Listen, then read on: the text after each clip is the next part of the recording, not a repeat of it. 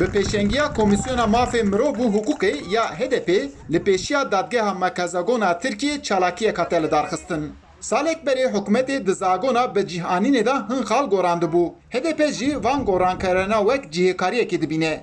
Li gorî HDP ev gorankarî girtiyên sûcdariyên edlî diparêze û mafên girtiyên siyasî jî bin peyî dike. Ji bo betalkirina vê zagonê Komîsyona HDP jî serî li Dadgeha Merkezagonê da.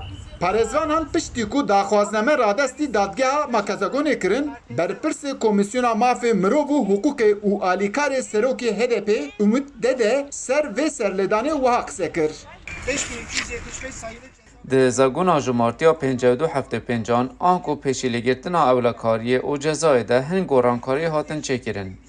Di vê derê de bêedaletiyek hebû. Partiya Opozisyonê heşt mehberî ji bo îptalkirinê serî li Dadgeha Merkezonê da. Lê encamek derneket. Îro jî me ji bo ku ev zagon bê îptalkirin serî li Dadgeha Merkezonê da. Pêşiya Dadgeha Merkezagonê nêzîkî pêncî rayadar û parlamenterên HDP kombûn. Di nav vana da hevserokên HDP Pervîn Buldan û Mithat Sancar jî lêbûn. Her du hevserokan ragihandin ku ew ê kampanya xwe ya ji bo her kesî edelet firehtir bikin. herkes için her yerde ve her zaman Em ji bo her kesê li her derî û her gavê edaletê dixwazîn. Çavkaniya bêedaletî ya herî mezin û nimûna herî balkêş cihêkarî ye. Eger li cihekî cihêkarî hebe, edalet jî nabe.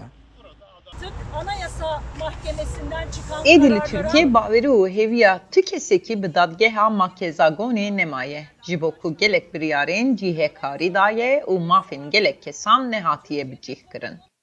Li gorî HDP di gorankariya zagona bi cîhanînê da navbera girtiyên bi sûc û girtiyên siyasî da cihêkariyek hatiye kirin. Daxwazên HDP ew e ku ji bo her kesî yek hukuk bê bikaranîn. Eyüp Demir, Dengê Amerîka, Ankara. ve çözüm